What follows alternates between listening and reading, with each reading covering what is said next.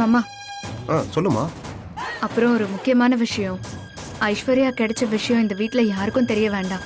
என்னம்மா சொல்ற? ஆமா மாமா, இப்போதைக்கு ஐஷு காணாம போன விஷயம் காணாம போனதாவே இருக்கட்டும்.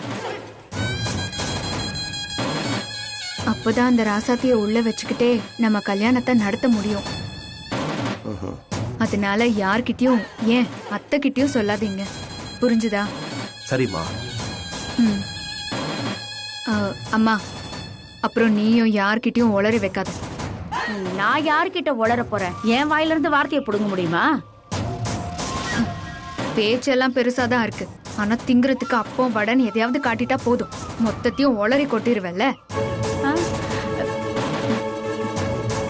இப்பவே சொல்லிட்டேன், பாத்துக்கோ. வாய் திறக்காம இருக்கணும், புரிஞ்சுதா? வாங்க மாமா, வா. அழாதீங்க, ஐஸ்வர்யா எப்படியும் திரும்பி வந்துருவா.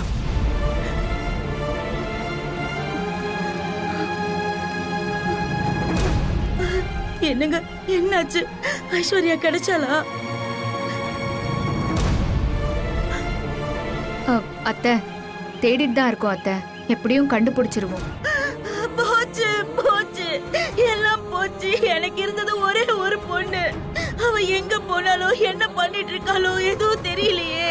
ஒண்ணும் ஆயிருக்காது. என்னாச்சு கண்மணி? ஐஸ்வர்யா பத்தின தகவல் கிடைச்சதா? இல்ல அத்தை. என்ன சொல்ற கண்மணி? அப்ப கல்யாணம் எப்படி? அதான் அத்தை, எனக்கும் புரியல.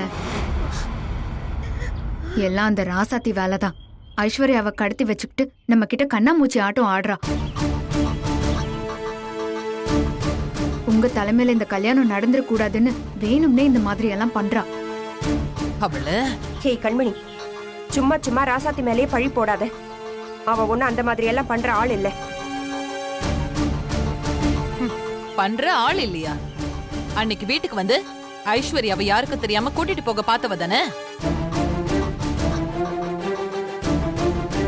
இப்படி ஒரு மருமகளை வச்சுக்கிட்டு நீ எல்லாம் வாய் பேசாதமங்க, பேசாம இரு. சரியா சொன்னீங்க அத்தை, அவ என்ன வேணாலும் பண்ணுவா. அந்த மாதிரி ஆள் தானே ராசாத்தி. இப்ப கூட பாருங்களேன், போலீஸ் அவ்ளோ மிரட்டி கேட்டும் ஐஷுவை எங்க ஒளிச்சு வச்சிருக்கான்னு சொல்லவே மாட்டேங்கிறா.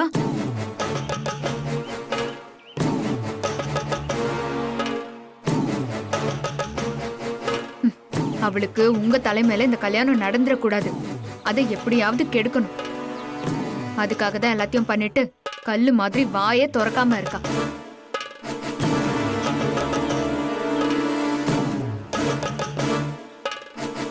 ஓ, அவளுக்கு அவ்வளவு திமிரா போச்சா? அவளை எப்படி வாயை திறக்க வைக்கணும்னு எனக்கு தெரியும்.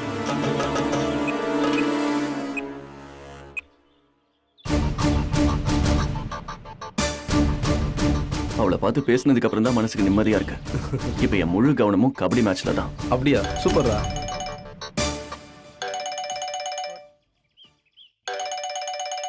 பெரியம்மா பண்றாங்க. பேசு. சொல்லுங்க பெரியம்மா, என்ன போன் பண்ணிருக்கீங்க திடீர்னு? நான் எதுக்குடா உனக்கு போன் பண்ண போறேன்? எல்லாம் உன் பொண்டாட்டி பண்ற காரியத்துக்கு தான். அவளால சும்மாவே இருக்க முடியாதாடா? இப்ப என்ன பெரியம்மா ஆச்சு? ஐஸ்வர்யாவை காலையில இருந்தே காணோம்டா. அவ எங்க தேடியும் கிடைக்கல. இப்ப எதுக்கு நீங்க அவ காணாம போனதுக்கு ராசாத்தி மேல கோவப்படுறீங்க?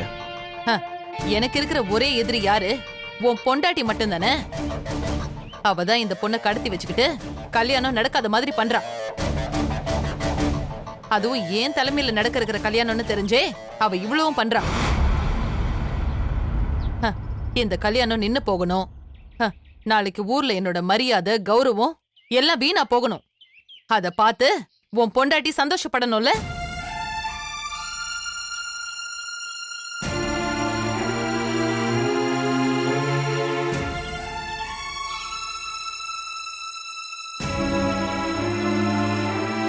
பெரியம்மா, ராசாத்தி அப்படி பண்ணிருக்க மாட்டா.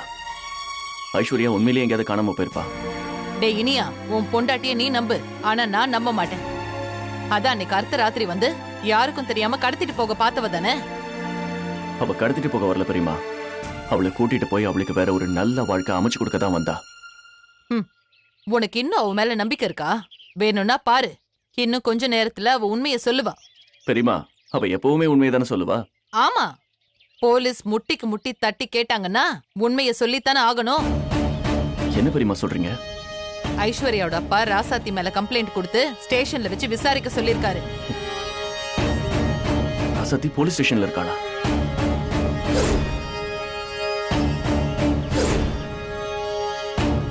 ஓ, அவ அரெஸ்ட் ஆன விஷயம் கூட உனக்கு தெரியலையா? இப்படிதாண்டா உன் பொண்டாட்டி லட்சணம் இருக்கு. உனக்கு தெரியாம இந்த மாதிரி அவ பல வேலை பண்ணிருக்கா. நீயும் அவளை தலையில தூக்கி வச்சுக்கிட்டு ஆடிட்டு இருக்க. அவளுக்கு என்னைக்கும் அவ பெருசா தெரியணும். அவ விட்ட சவால்ல ஜெயிக்கணும். அதுக்காக அவ ஆளை கடத்துற அளவுக்கு போயிட்டா.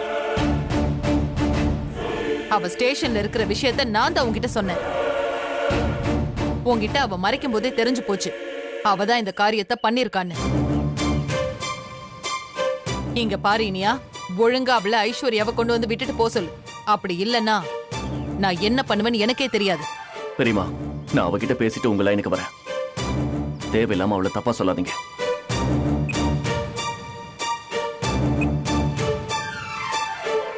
இத பாருங்க, நீங்க எதுக்கும் கவலைப்படாதீங்க.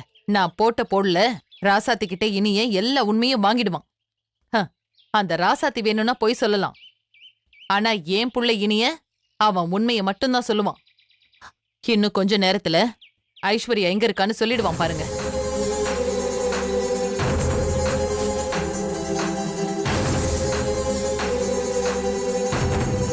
என் பொண்ணு கிடைச்சு நல்லபடியா அவளுக்கு கல்யாணம் ஆயிட்டா மட்டும் போதுமா, வேற எதுவும் வேண்டாம்.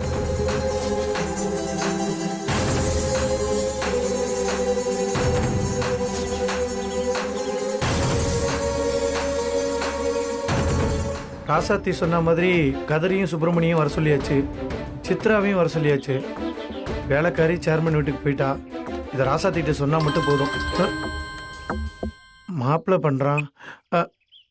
ஹலோ மாப்பிள்ள, சொல்லு மாப்பிள்ள. டேய் அழகு, முதல்ல ராசாத்தி கிட்ட போன கொடு.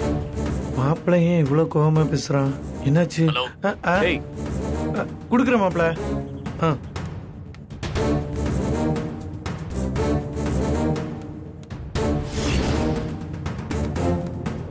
ராசாத்தி, மாப்பிள்ள பேசுறாமா? பேசு. லைன்ல இருக்கான். மாமா சொல்லுங்க, எப்படி இருக்கீங்க? இன்னைக்கு நைட் ஃபைனல் மேட்ச் தானே? அதெல்லாம் இருக்கட்டும், நீ இப்ப எங்க இருக்க? நான் வீட்ல தான் இருக்கேன் மாமா. ஏய், என்கிட்ட பொய் சொல்றியா? பொய் சொல்லாத. இப்பதான் பெரியம்மா எனக்கு ஃபோன் பண்ணி சொன்னாங்க உன்னை போலீஸ் அரெஸ்ட் பண்ணி வச்சிருக்காங்கன்னு. ஏய், அந்த பொண்ணு ஐஸ்வர்யாவை நீதான் கடத்தி மறைச்சு வச்சிருக்கியா என்ன? இல்ல மாமா, ஐஸ்வர்யா காணாம போனது உண்மைதான். ஆனா நான் கடத்தி வைக்கல. ஐயோ, மாப்பிள்ளைக்கு ராசாத்தி ஸ்டேஷன்ல இருக்க விஷயம் தெரிஞ்சு போச்சு போல. அதான் போனை எடுத்ததும் ராசாத்திட்ட கொடுன்னு சொன்னானோ. அப்ப நீ அதை போலீஸ் கிட்ட சொல்ல வேண்டியதானே? நான் எவ்வளவோ சொல்லிட்டேன் மாமா, ஆனா அவங்க நம்புற மாதிரியே இல்ல. முத நாள் நைட்டு ஐஷுவை கூட்டிட்டு வர போனதை வச்சு என்ன சந்தேகப்பட்டுக்கிட்டு இருக்காங்க. சரி, இப்ப ஐஸ்வர்யா எங்க தான் இருக்கா? மாமா, பயப்பட அளவுக்கெல்லாம் ஒண்ணு இல்ல மாமா. நான் அழகனை விட்டு விசாரிக்க வச்சேன். ஐஸ்வர்யா கண்மணி கஸ்டடியில தான் இருக்கா. அவங்களும் யாருக்கும் தெரியாம கல்யாண வேலையை பார்த்துட்டு இருக்காங்க. ஐஸ்வர்யா எங்க கிட்ட தான் இருக்கான்னு அவங்க சொல்லிட்டா போலீஸ் என்ன விட்டுடுவாங்க. நான் வெளியில வந்தா கல்யாணம் நடக்க விடாம பண்ணிடுவேன்ல. அதான் அப்படியே உண்மையை மறைச்சு எல்லாத்தையும் பண்ணிக்கிட்டு இருக்காங்க. சரி, இப்பவே நான் இந்த விஷயத்தை பெரியம்மாக்கு ஃபோன் பண்ணி சொல்றேன். ஏன்னா அவங்க உன்ன சந்தேகப்பட்டு இருக்காங்கல்ல. வேண்டாம் மாமா, அவங்க பெரியத்த கிட்டயே ஐஸ்வர்யா கிடைச்ச விஷயத்த சொல்லாம மறைச்சுதான் வச்சிருக்காங்க. சரி, இப்ப என்ன பண்ண சொல்ற? மாமா, அவங்க பண்றதெல்லாம் பண்ணட்டும், கல்யாண ஏற்பாடும் நடக்கட்டும். ஆனா கல்யாணம் நடக்கும்போது ஐஸ்வர்யாவுக்கும் நான் பார்த்த மாப்பிள்ளைக்கும் தான் நடக்கும். அதுவும் பெரியத்த தலைமையில தான் நடக்கும். நீங்க கவலையப்படாதீங்க மாமா. ஏய், இப்ப இது நடக்கிற காரியமா? நீ வெளியே இருந்தாலும் இது ரொம்ப கஷ்டமான விஷயம். இப்ப நீ உள்ள வர இருக்க. சரி, நான் இப்பவே அங்க கிளம்பி வரேன். நான் வந்து எல்லாத்தையும் பாத்துக்கிறேன். மாமா, இன்னைக்கு நைட் உங்களுக்கு ஃபைனல் மேட்ச் இருக்கு. அத மறந்துட்டு பேசாதீங்க மாமா. நீங்க மேட்ச்ல மட்டும் கவனத்தை செலுத்துங்க. இன்னைக்கு நடக்கிற ஃபைனல்ல நீங்க தான் கப்ப ஜெயிக்கணும். என் மாமாவால தான் தமிழ்நாடு டீம் கப்பு வாங்குச்சுன்னு நான் பெருமையா எல்லார்கிட்டயும் சொல்லணும். அதே மாதிரி நீங்க விட்ட சவால்ல நான் ஜெயிச்சு உங்களுக்கு பெருமை சேர்க்கணும். அதனாலதான் நான் இங்க நடந்தத உங்ககிட்ட சொல்லவே இல்லை. கொஞ்சம் பயமா தான் இருக்கு. எதுக்கு மாமா பயம்? நான் நல்லா தான் இருக்கேன். எனக்கு எந்த பிரச்சனையும் இல்ல. நீங்க மேட்ச்ல மட்டும் கவனத்தை செலுத்துங்க, அது போதும். எல்லாம் நான் பாத்துக்கிறேன். உன்னால முடியுமா? முடியும் மாமா, நீங்க தைரியமா இருங்க. சரி, எதுக்கும் பார்த்து பத்திரமா இரு. சரி.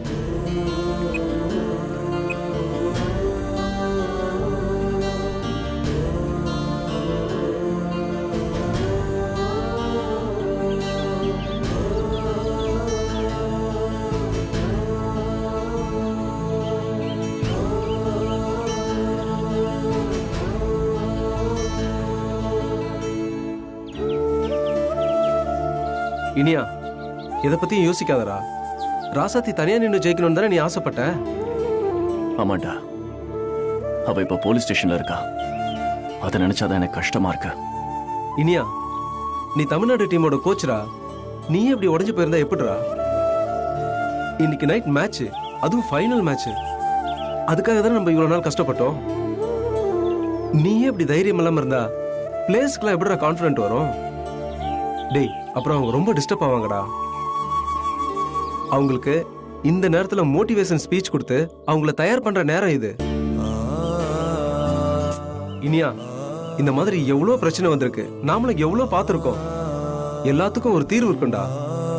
இனியா, அதை எப்படி பண்ணணும்னு ராசாத்திக்கு தெரியும். நம்ம கேம்ல கான்சன்ட்ரேட் பண்ணலாம், அதுவே போதும். வா போலாம், யோசிக்காத, வா.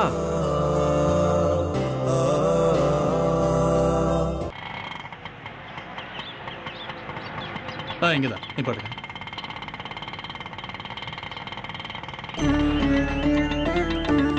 மாமா பாத்து மெதுவா இறங்கு பொண்ணி.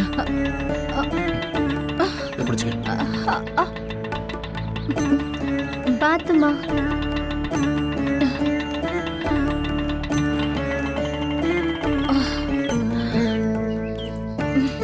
சீக்கிரம் தரமா. புடிச்சுக்கமா. வாங்க. வா. போ பொண்ணி. பாத்து மெதுவா. மெதுவா உட்கார்.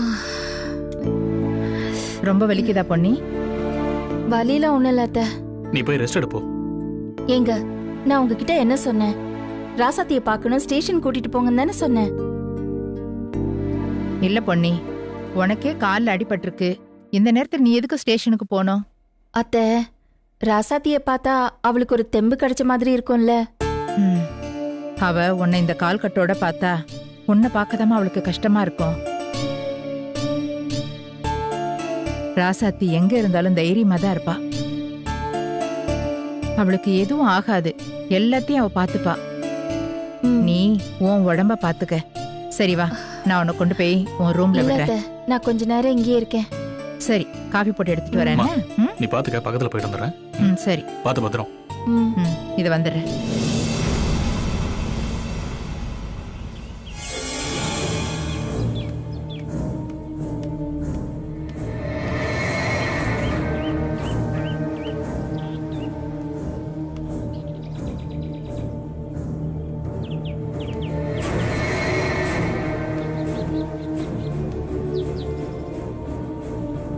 வணக்கம்மா, என் பேரு சாந்தி.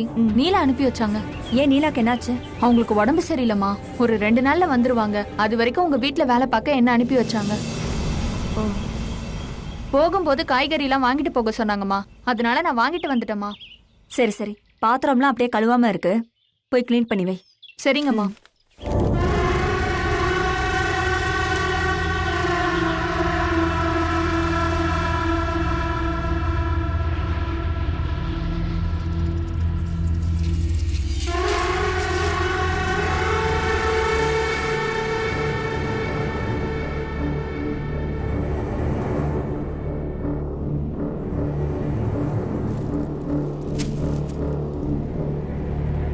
ஐஸ்வர்யாவை எங்க வச்சிருப்பாங்க? ம்.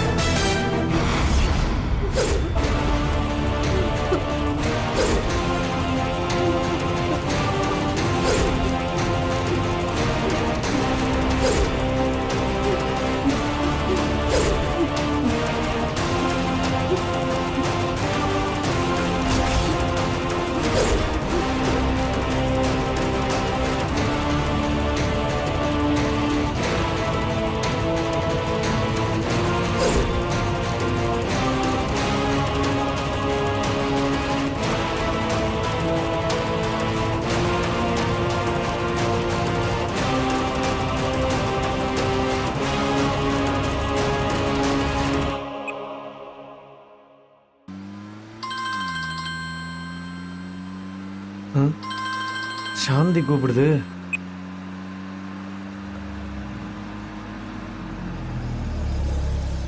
ஹலோ. நீங்க சொன்ன மாதிரி நான் சேர்மன் வீட்டுக்குள்ள வந்துட்டேன். சாந்தி, ஐஸ்வர்யா அங்க இருக்காளாமா? ஆமாங்க, நீங்க போன்ல காமிச்ச பொண்ணு இங்க மேல ரூம்ல தான் இருக்காங்க. அப்படியா? அப்ப சரி, அந்த சேர்மனும் கண்மணியும் சேர்ந்து ஏதாவது பிளான் பண்ணாங்கன்னா எனக்கு உடனே ஃபோன் பண்ணு, சரியா? சரிங்கண்ணா.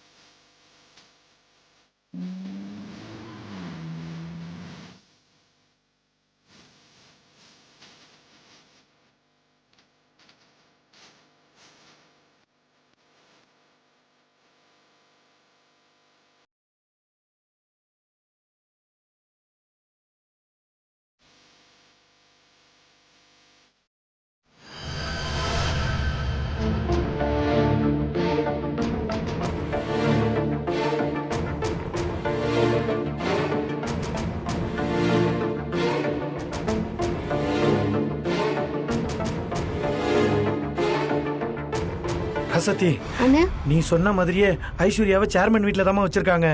மா, நம்ம கம்பெனில வேலை பார்த்துக்கிட்டு இருந்த சாந்தியை தாமா அனுப்பிச்சேன். நினைச்சேன் கண்மணி இந்த மாதிரி பண்ணுவான்னு நினைச்சேன்.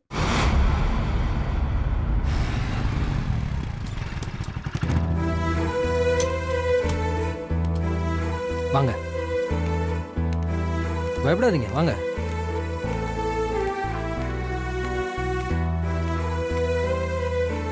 இப்ப என்னமா பண்றது? கதிரு, அழகர், இவர்தான் சுப்பிரமணி. பார்க்க நல்ல மனுஷன் மாதிரி தான் தெரியுறாரு. ஐஸ்வர்யா உங்களை பத்தி நிறைய சொல்லியிருக்கா. நீங்க இன்னும் அவளை தான் நினைச்சிட்டு இருக்கீங்களா? எப்பவுமே அவளை பத்தி தான் நினைப்பேன். ஆனா அது நடக்காதுன்னு தெரியும். அவங்க அப்பா கிட்ட நீங்க கேட்டப்போ உங்களுக்கு கட்டி வைக்க மாட்டேன்னு சொல்லி அவர் உங்களை விரட்டி விட்டாரு. அத மனசுல வச்சுதானே நீங்க இப்படி சொல்றீங்க? இப்ப ஏங்க அதெல்லாம் கேக்குறீங்க? ஐஸ்வர்யாவுக்கு நாளைக்கு கல்யாணம், தெரியுமா? கவலைப்படாதீங்க, அந்த கல்யாணம் கண்டிப்பா நடக்காது. அவளுக்கு பார்த்திருக்கிற மாப்பிள்ள ரொம்ப மோசமானவன். பணத்துக்காக தான் அவளை கல்யாணம் பண்ண பாக்குறான். ஐஸ்வர்யாவுக்கும் அவனுக்கும் கல்யாணம் நடந்தா சத்தியமா ஐஸ்வர்யா வாழ்க்கை சந்தோஷமா இருக்காது. அதனாலதான் நான் அதை தடுக்க போறேன். தடுக்கிறது மட்டும் இல்லாம ஐஸ்வர்யாவுக்கு பிடிச்ச பையனாவும் நல்ல பையனாவும் பார்த்து கல்யாணம் பண்ணி வைக்கணும்னு முடிவு பண்ணேன். அப்பதான் ஐஸ்வர்யா உங்களை பத்தி சொன்னது ஞாபகம் வந்தது. உங்களுக்கு அவளை கல்யாணம் பண்ணிக்கணும்னு ஆசை இருக்கா? எனக்கு ஆசை இருக்குங்க. அதுக்கு அவங்க அப்பா அம்மா ஒத்துக்கணுமே. அதுதான் முக்கியம். அவங்க அப்பா அம்மாவை ஒத்துக்க வைக்க வேண்டியது என்னோட பொறுப்பு. நீங்க அதை பத்தி கவலைப்பட வேண்டாம். உங்களுக்கு ஐஸ்வர்யாவை உண்மையாவே பிடிக்குமா, இல்ல அந்த மாப்பிள்ள மாதிரி நீங்களும் அவ சொத்துக்கு ஆசைப்பட்டு தான் பிடிச்ச மாதிரி பழகுறீங்களா? என்னங்க இப்படி கேட்டுட்டீங்க? காசு பணத்துக்கு ஆசைப்படுற ஆள் நான் கிடையாதுங்க. விவரம் தெரிஞ்ச நாள்ல இருந்து அவ கூட தான் வளர்ந்தேன். அவன்னா எனக்கு உசுருங்க.